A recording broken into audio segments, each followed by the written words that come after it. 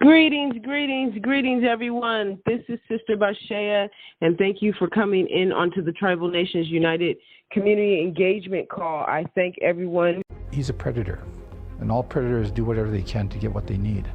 No matter how much I tried to get people to support me in reporting him, nobody was listening. Police say former actor Nathan Chasinghorse played the role of a lifetime for sinister purposes.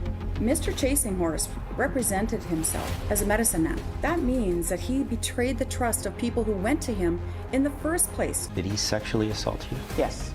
The number of victims, I believe, is a lot higher than what we're aware of at the moment. Guilty or not guilty? Not guilty. Why do you think he belongs in prison? Because he's a predator. Years ago, she opened the door to the medicine man, thinking he could help people in Sutina heal. It's a decision that haunts her to this day. His impact exists everywhere.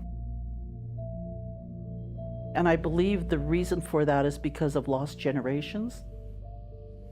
I think because of so many Indigenous youth having been adopted, had been placed in foster home, that connection or disconnection to community living in urban areas. Of course, it's a perfect hunting ground for someone who wants to manipulate people who don't know who they are. This is one of his videos. His father claims Chasinghorse is the direct descendant of the fierce Lakota warrior Crazy Horse and may be the fulfillment of an ancient Lakota prophecy, born with a sacred spirit sent to heal Lakota people. He's the medicine man. At that time, I think what he brought was this idea of hope about identity. We're in a stage of where we're recovering from a lot of things, residential school. And we were just, well, who are we? You know, and this man comes and say, well, this is who you are. You're this proud person. Chief Lee Crowchild believes in the healing powers of traditional ceremonies, similar to prayer rituals, helping Indigenous people deal with the trauma of colonization and the struggle to reclaim their identity. Prayer is really important to keeping us grounded to our identity of who we are. And in that prayer, we look, well, who can help us with that? And this is where medicine people come in. You know, some of them that can talk with spirit, some of those can actually deal with the emotional needs of people. Summoning the spirits of the dead to answer people's prayers. It's held in complete darkness. And the person that's the medicine man, their hands are bound behind their back and they're wrapped in a blanket and everything, and they're laid in a place where they've prepared.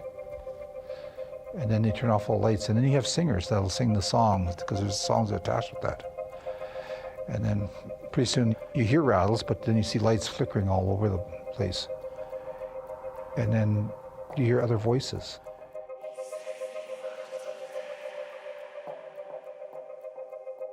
When you turn on the lights, there's the medicine man standing there. All the rope is in a ball and the blanket's all folded up. Everything, but he's just standing there. Once the medicine man is tied, according to Crowchild, the spirits are released to help the person in the ceremony. That's the power of the medicine man. Started to build a cult of personality. This was my stomping ground a few years back. Lots of changes. Pamela Bird quickly became a believer. She hasn't been back to Sutina in years. She met Nathan Chasinghorse here, and her life has never been the same. But do you think the fact that you spent time with Nathan Chasinghorse in the circle, do you think that that also has made you an outcast here? Absolutely. Yes. The circle was the name of those who believed, revered, and supported Nathan Chasinghorse. Pamela Bird spent 13 years in the circle. She's never shared her story publicly before. Just trying to compose myself. Try not to be overwhelmed by memories. Are the memories hard to hold? I guess when I think about it, yeah, it's really hard to hold. But when I think about it, it's voicing it, having the courage to do that. Pamela remembers attending a Uweepi ceremony given by Chasing Horse. She'd recently remarried and hoped the medicine man could strengthen the bond. You know, rattles, lights, and this beautiful show that I just, you know, your heart, when you don't come from ceremony, you don't come from a traditional background, or no one's ever shown you, I'm just like this non-native, wow, looking at everything, just amazed by it. How beautiful. I want to be a part of this. Pamela says there was also a dark side. She says she lived in fear Chasing Horse could unleash spirits to hurt her if she didn't serve the needs of the medicine man and his family. Do you think he played on your vulnerabilities? Hell yeah. Yes. 100% he did. Like an energy vampire, feeding off of everybody's energy. And he, meaning Nathan Chasing Horse. He put a lot of fear in me. A lot of fear that behind closed doors, I would just be so enraged by the control that I allowed them all to have because I had so much fear when I look back at it now. While Pamela feared the power Chasing Horse had over her to control her, Marina Crane had a very different reaction. She suspected he was just playing a part. The medicine man, just an act. So when he comes in saying, oh, I do sweats and Sundance, I was skeptical, only because I'd known the history of my own family and how they practice sweats and Sundance. Did you have that impression that this was more of a performance than anything? The ceremony from Nathan Chasing Horse? Well, I just, like, it was like watching a movie, you know, TV show. You're standing there and you're watching everybody participating. What is the secret to your success? And he played that role really good. Chief Lee Crowchild suspected something even darker. Did you participate in any ceremony with him? I went to one ceremony with him. My cousin invited me and says, okay, I'll go listen. But there was something that was kind of different. And I mean, I had no way of proving it, but I said, no, I'm kind of going to step back from this. Only just because of my own skepticism, I think. What were you skeptical of? I think at that time I was a little bit protective of my daughters, because they were young and they're impressionable, or that age when young women are impressionable. You know, protective of what? Of being preyed upon. When we come back, women break their silence. If you tell someone you're a medicine person and that person is in a vulnerable state, anything you say is law, basically. And do you think he took advantage of that? Absolutely. Absolutely. Nathan Chasing Horse is an actor, a self-proclaimed medicine man, and a tireless self-promoter.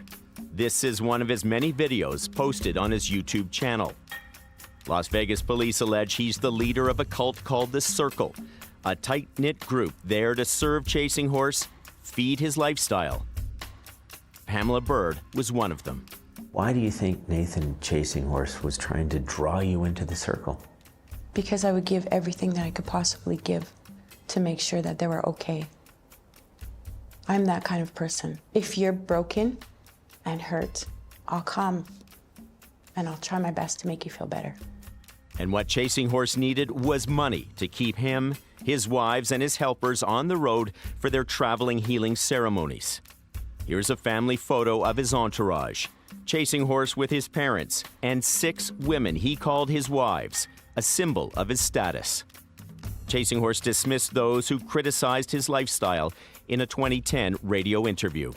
So now we have a lot of gossip, rumors, jealousy, envy, hatred, insecurity, and it takes our people away from the beauty that our people had once long ago, And so I see that all over, everywhere I go, a lot of meanness. So it's sad. So he always says that people are really jealous.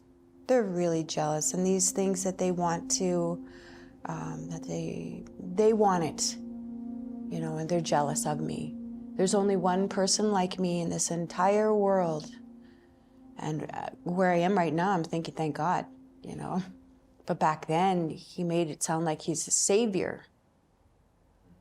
Like, you know, this anti-whatever, you know, this something coming to save and change everybody and save the world. And because I didn't know any better, I believed him.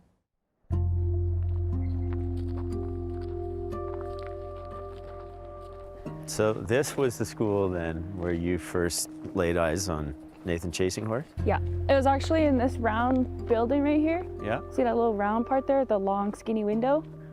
Oh yeah. Yeah, it was actually in there. And this is actually our prayer room where we pray. Nicole Bigcrow says she was in grade 9 here in Sutina when she joined students in the school prayer room to listen to Chasing Horse.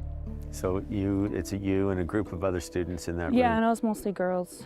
There's probably like 3 boys right on this right side too, right where that window is. Mm-hmm. That's where the boys were. And then the girls were all on that side. And that's the time you noticed that he was noticing you? Yeah, he just kept staring at all of us and talking and...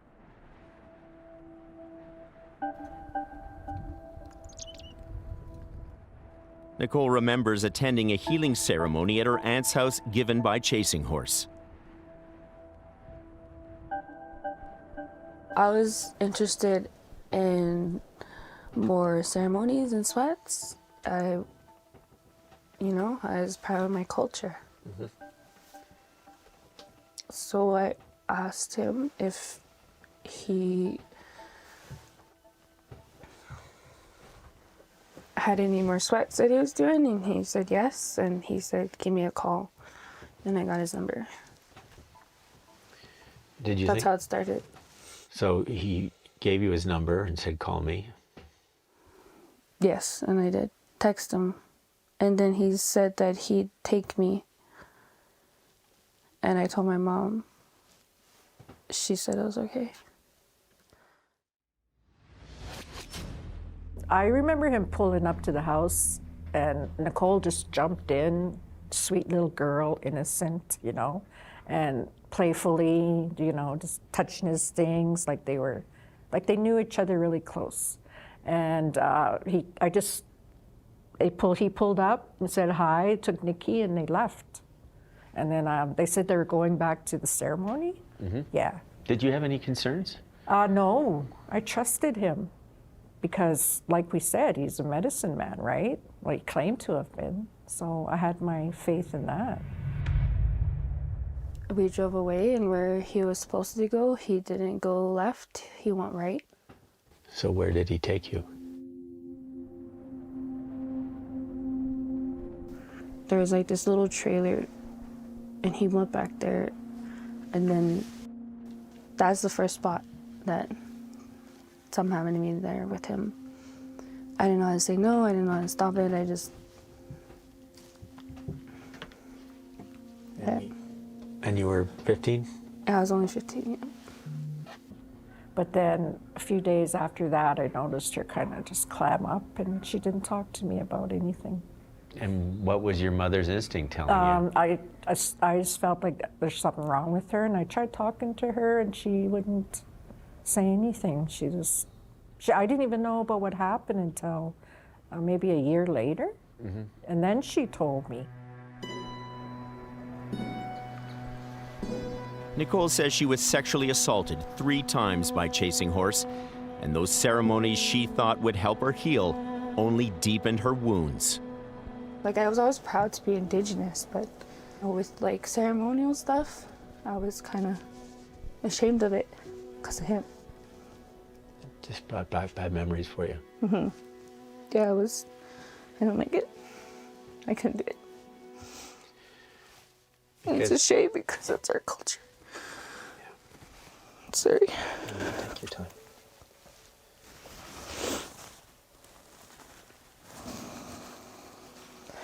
She told me that they went and he drove her to an isolated place, and I guess he assaulted her there. And then I freaked out and I told my husband at the time. And then he's the one that suggested that we go to the police. Sutina has its own police force. In 2009, Nicole's stepfather was an officer. To avoid any conflict, he couldn't be involved in the investigation. So Nicole gave a statement to another officer. So you've gone to the police, and what happened? Nothing. Because there's not enough evidence. Because the officer that asked me asked if I had any used clothing from the times. And I said, no, they're already washed. It was too late. Not enough evidence for them. How did that make you feel? Just defeated, I guess. So I'm more ashamed of anything. Nicole's story may have been one of the first lost opportunities to investigate Chasing Horse, but it wouldn't be the last. During this period, Chasing Horse was traveling to multiple communities on the powwow circuit, celebrations of Indigenous culture. The Fifth Estate scoured records of powwows that Chasing Horse attended in the years after Nicole Bigotry went to police. From the U.S. Southwest up into Canada, Manitoba, Saskatchewan, Alberta, and BC. Tala Tatusis met him at a powwow in Saskatchewan. There's always this, oh, he follows the old ways, and he's a medicine man, and he's also a movie star, and it was all very peculiar considering the fact that most medicine people are quite humble, quiet to themselves, and hidden. You mentioned that he had the star power of his celebrity, but for you, with the role of a medicine man, what does that mean? What does that represent? If you tell someone you're a medicine person, and that person is in a vulnerable state, maybe they're displaced, maybe they don't know a lot about culture, immediately you're in a trustworthy, authoritative position. Anything you say is law, basically. And do you think he took advantage of that? Absolutely. Absolutely. I think that was his major MO. Tala later posted this picture. She commented, "Me and Nate, best friends forever, and sweetest man I ever met." Those words would come back to haunt her. Tala would meet Chasing Horse again and again at powwows and ceremonies surrounded by his wives. Tala was 28 years old, a struggling single mom, and he took notice. So then all of a sudden becomes this medicine man who's sweet and kind and flirty, and I was like, I don't know if this is okay. I don't know what's happening. This is different. Is this good? And I need to tell someone to know if this is okay. So I told a couple friends, and they're like, oh my God, it's Nathan Chasing Horse though. Oh my God, what if you're the next wife? Tala eventually became a member of the Circle, which she felt was an act of cultural devotion. But she says Chasing Horse wanted something in return. We had to give him money on the 8th of every month, and he called it filling the pipe, P-I-P-E, like the word. And we would send money to him because he felt like he needed to be taken care of. I'm a medicine man, I need to be taken care of. He didn't work, he didn't do anything. He had a Black Hills gold ring on every single finger. Those are expensive rings. He had a big, huge black truck and a 7-seat, I think, Armada for the wives, and a trailer. And they always had the best of everything, and they always had big, huge hotels. Some members of the Circle were told a different story. Chasing Horse said his was a life of sacrifice as he and his wives traveled the powwow trail. I thought, oh, look it, and if that's what they live on, then maybe we should just give it a little bit more. It got to the point where I gave him a couple of cars, hundreds of thousands of dollars. Hundreds of thousands of dollars? Yeah, and I would give all of it. I suffer. But I felt like I put myself in this place where I guess I'm supposed to suffer. No, I'm not supposed to. When you were giving Nathan Chasing Horse or the Circle hundreds of thousands of dollars, how were you living? Poor. Poor. And went on the words of him saying, you'll always be taken care of. Always. And I wasn't.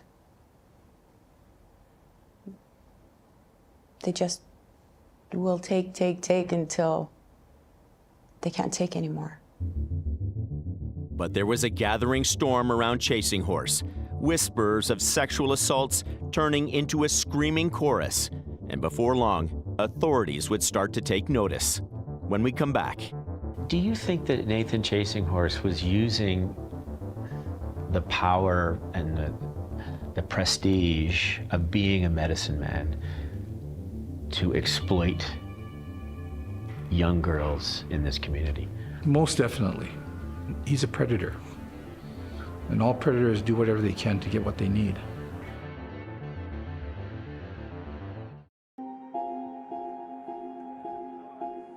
You gotta have lots of patience. Jason Smith never felt he had to search for his Indigenous identity.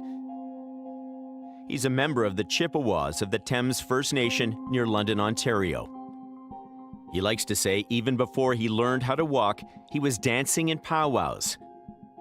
His life defined by powwow culture. Allowed me to be involved in my culture, learn the teachings, learn the celebration of life. That's basically what powwow is, it's a celebration of life.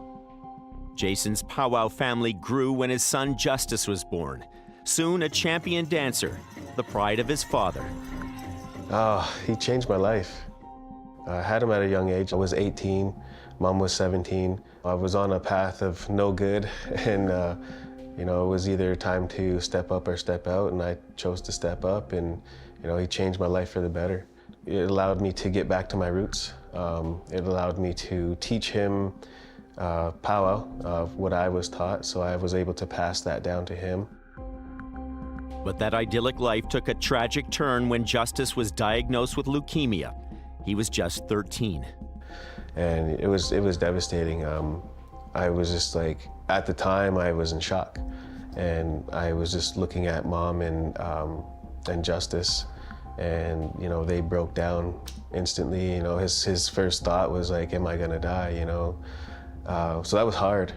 You were prepared to do anything and everything to save him. Yeah, anything. This is Justice after months of punishing chemotherapy. At 15, he told his dad he couldn't do it anymore. Instead, he asked to be healed by a medicine man. Jason was put in touch with Nathan Chasing Horse. So as you're reaching out, you're exchanging texts, you're making plans, but what did you know about this guy? I had known nothing. We were putting our full faith into, again, the culture. Just trusting in that process. What did you believe at the time? From what we were told, we believed that he could help my son, help our son, and heal him from his sickness, from his illness. We're in Sarnia. Yeah, we're just getting to the Sarnia border, and we're gonna hopefully get across, so we want everybody to keep their fingers crossed for us. It was 2020, and Jason and Justice were on the road to see Chasing Horse at his home in Las Vegas. Jason was putting his son's life in the hands of a medicine man.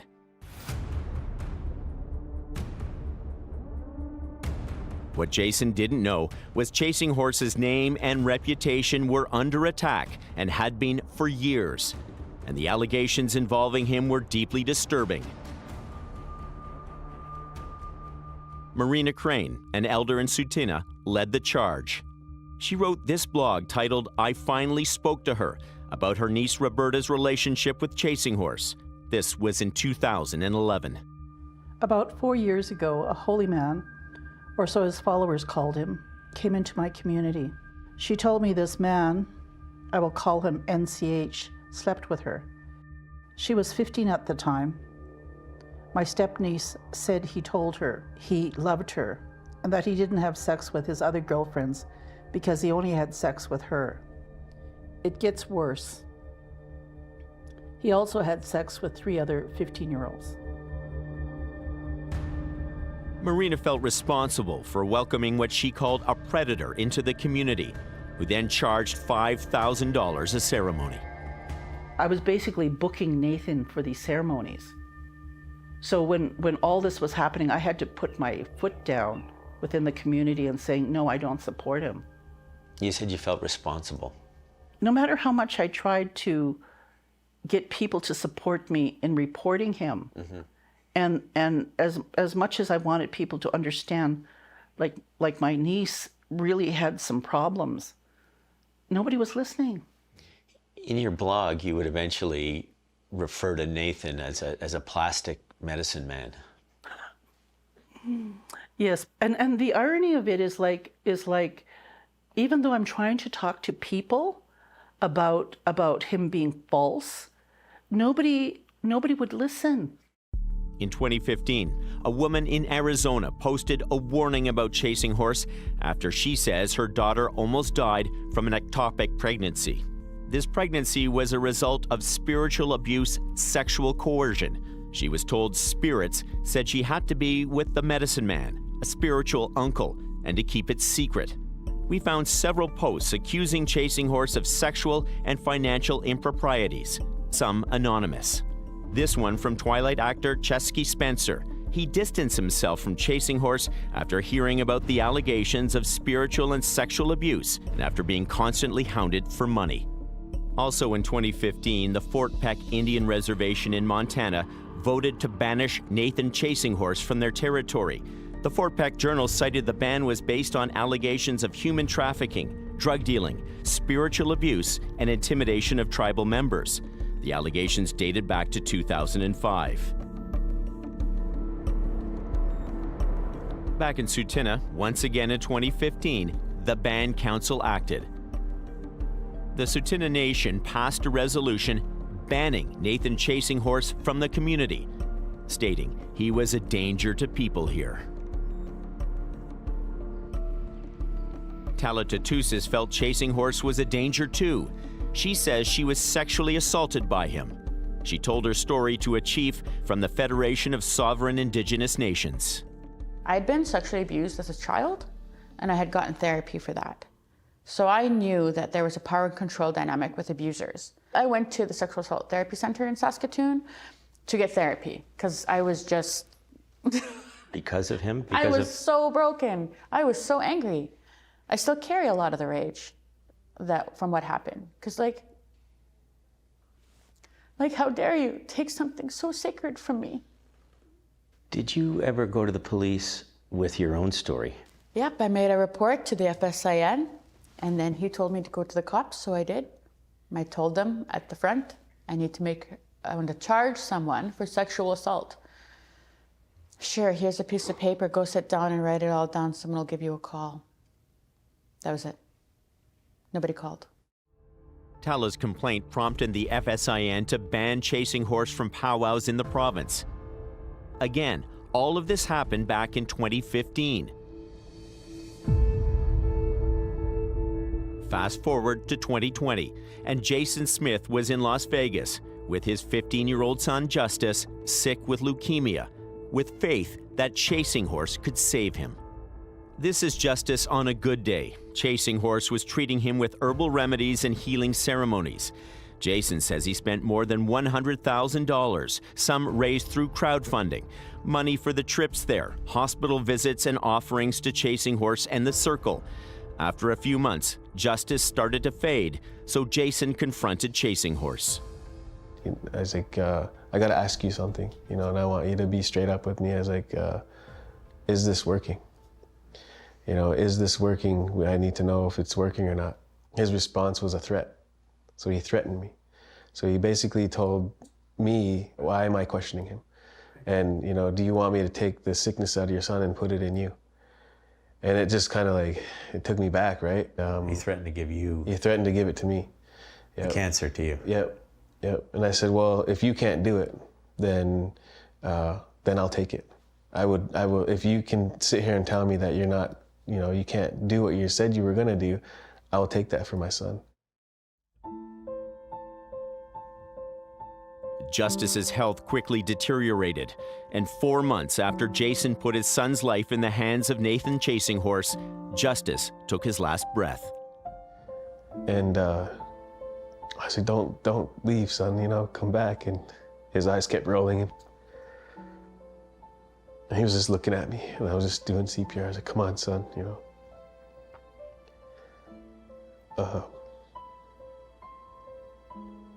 couldn't save him.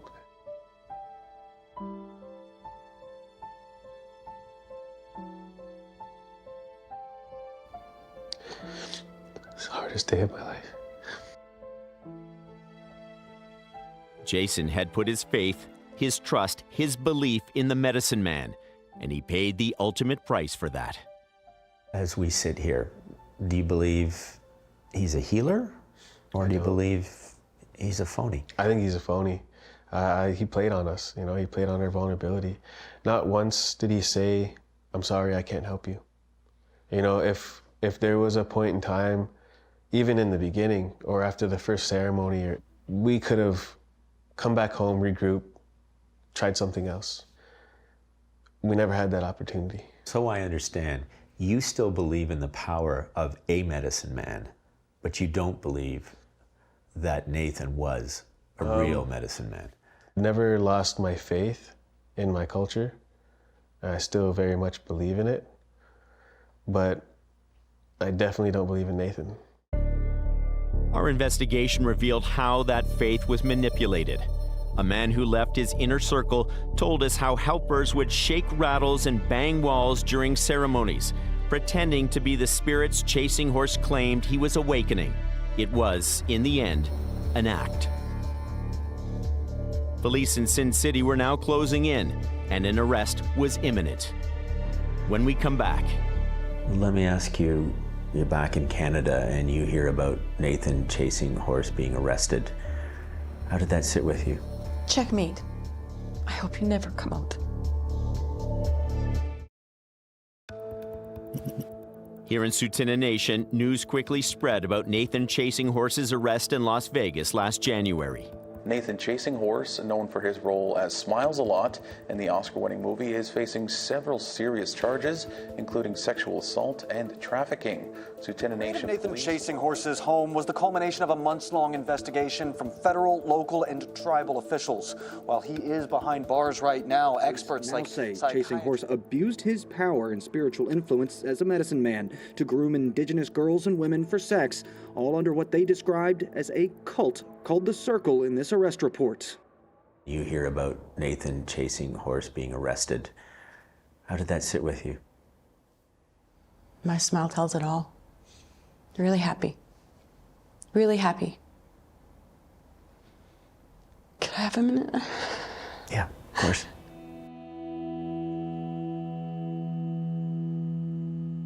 Because of the trauma that I endured. And the women that I called my sisters. Checkmate. I hope you never come out. Why do you think he belongs in prison? Because he's a predator. In a Las Vegas courtroom, Chasing Horse stood in the prisoner's box, handcuffed and humbled, facing 19 charges, including 10 counts of sexual assault with a minor under the age of 16, 6 counts of sexual assault, 1 count of kidnapping a minor. 2 women filed complaints, including one of his so-called wives. She alleges she was 14 years old when Chasing Horse first sexually assaulted her.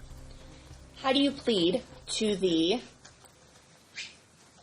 19 charges contained in that indictment? Guilty or not guilty? Not guilty. I will enter a not guilty plea on your behalf. The 61-page report from the Las Vegas police outlines the grounds for his arrest, alleging he groomed young girls, sexually assaulted them, forced them to have sex with other men, and recorded the assaults on his cell phone. The report also claims Chasing Horse instructed his wives to swallow suicide pills in the event police ever came for him. In court, his defense lawyer says the sex was consensual. Sex for a transactional purpose is not sex assault. I'm asking the court to dismiss the entire indictment. I'm a little offended at calling CCH's sexual abuse at the hands of this man transactional.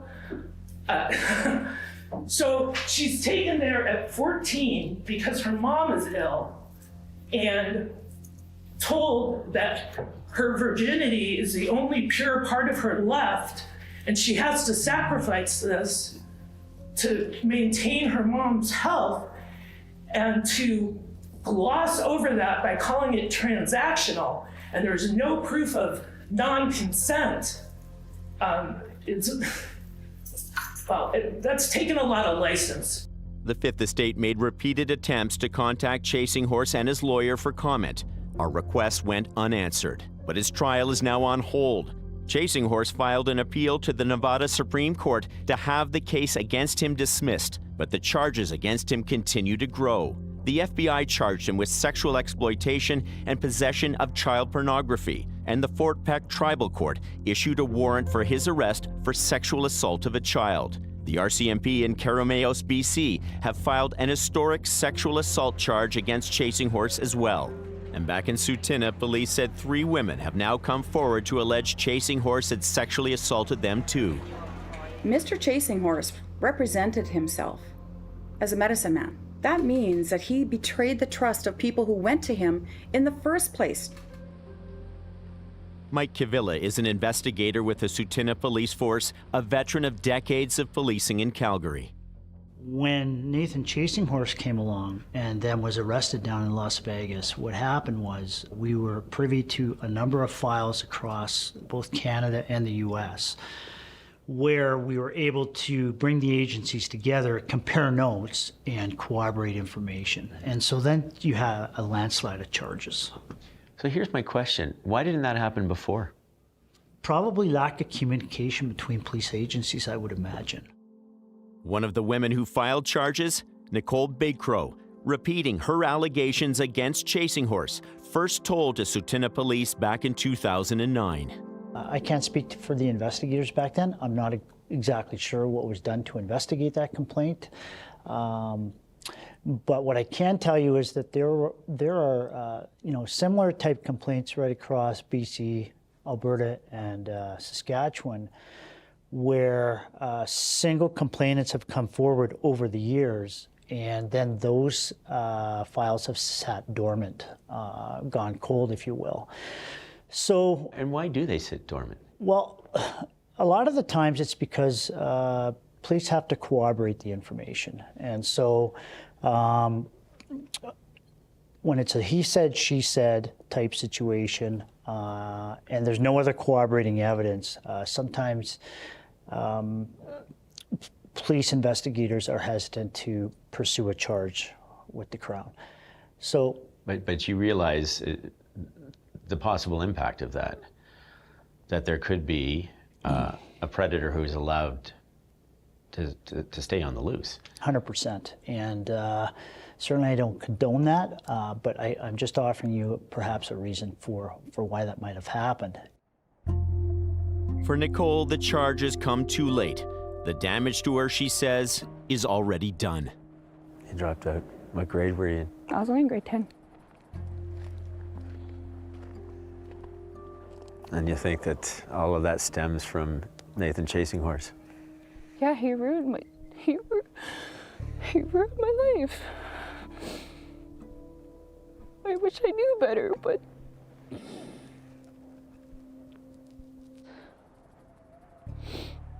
yeah, he ruined my life here. This is where I'm supposed to be safe. I'm supposed to graduate, supposed to have education. But instead nobody understood what I was going through.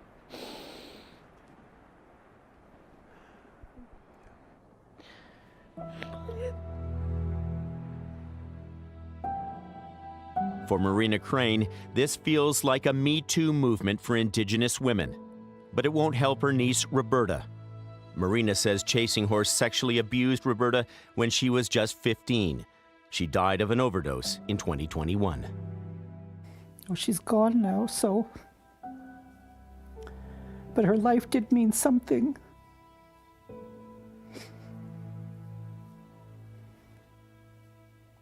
But it's heartbreaking. Like these young women, they were just children. They were girls, they were babies. Like it's incomprehensible. I can't even comprehend that. There are young women like this who can advocate and say that, we're going to stop this. This isn't right. I mean, really, imagine these young women, what they've done. I mean, I don't even think they realize how many young women they're helping. Because women my age and older and even older had no voice.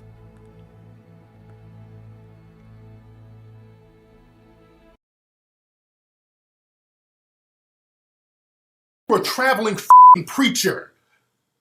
That's your only source of income, going around the country scamming motherfuckers. That's your only source of income, nigga. That's why you were broadcasting from hotels all the time. Not like you're doing something fly, nigga. That's your only source of income. You are a traveling minister, and all you're doing is just telling people about the building fund that never gets built. They do that at churches all the time. Today, there's a short piece. It's a warning. I advise you to steel yourself, double E, to be strong and to listen to it to the end. Please listen to the end. It's not that long and every word counts. Before I put on the warning, you need to understand that you are an external object to the narcissist. Narcissists are incapable of grasping all external objects or interacting with them. So what the narcissist does, the narcissist dissociates you, cuts you off, essentially forgets you. Because as an external object, you're independent, you're autonomous, you're agentic, and therefore you're threatening because you cannot be fully controlled, totally manipulated, and you're capable of abandoning the narcissist or hurting him in some way. So you constitute a threat. Your externality, your separateness from the narcissist constitutes a threat. Your autonomy, your agency, and so on. So the narcissist, most of the time, forgets about you. He interacts with an internal object that represents you in his mind, and he forgets about your existence as an external object. He is forced to remember you. He is forced to recall that you are out there in reality only when you act with independence, only when you make decisions and choices that have nothing to do with the narcissist, with his needs, or with a shared fantasy. Only when you interact with other people, such as friends or family. In all these cases, the narcissist is coerced into recalling that you exist apart from him, that you exist separately to him. And this triggers him. He feels threatened, he feels frustrated, resentful, and it leads him to be aggressive. And this happens multiple times a day. Imagine. Ultimately, the narcissist is exhausted by this process of amnesia and recall, forgetting and remembering, deleting you and resurrecting you. It's tiring, it's erosive, it's corrosive. So the narcissist reaches a point that his only adaptive strategy is to eliminate you, essentially, somehow. Metaphorically, of course, in the vast majority of cases, but still it's a process of eradicating you, nullifying you, negating you, vitiating you, making sure you no longer exist in any meaningful way as an external object. And this is the topic of today's warning. Listen to the end. Narcissists don't do belonging. They don't do acceptance. They don't do society. They don't do social interaction. They don't do positive emotion. They don't do any of this. Narcissist sees you, envies you, wants to take over you, steal your life, scavenge. It's a scavenger. It's a parasite. He wants to become you by destroying you. He wants to become you by taking everything you have, everything you own, everything you work for, every idea you have ever come up with, every person who's ever entered your life, every location you've ever been to. He wants to become you. And the only way to become you is for you to not be anymore, to disappear. He wants to kill you. Narcissist wants to kill you, metaphorically or really in some cases, so that he can become you. That's anchoring the narcissist style. There's no other way. The narcissist knows how to interact with people. If he comes across an intimate partner, she becomes the anchor, and he wants to convert her into a totally imaginary figment in his shared fantasy. He wants to denude her of her humanity, separateness, individuality, independence, autonomy, agency, self-efficacy. He wants her dead. The narcissist is focused on death. He reifies the death instinct, where all other human beings subsist on libido, on the force of life, on élan vital, on eros. The narcissist is the embodiment, reification of the death instinct. Narcissist is walking, talking death. He spreads death around him. It doesn't have to be physical death, often is not, but he kills people. He kills things. He kills relationships. He kills even his own fantasies. And ultimately, he kills himself. Actually, it all starts by having killed himself. The child exposed to abuse and trauma in early childhood kills himself as a true self and is reborn as a narrative, as a piece of fiction, in other words, as a dead object. The narcissist from an early age has rendered himself dead so as not to experience hurt, shame, and pain and rejection. And then proceeds through life as the walking dead, and he infects you with his own death.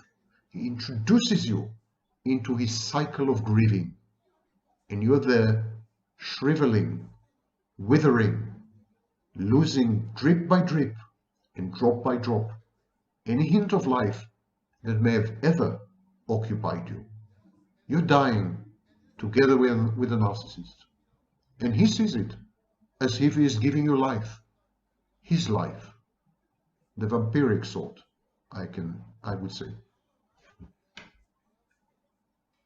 Don't you want devoted followers who leave their families for you, give their money to you, give their bodies to you, give up their lives for you, consider you God, and will kill for you? Don't you want to become a cult leader? Since the death of God, there's been a vacancy open. You could fill that void. Here's how.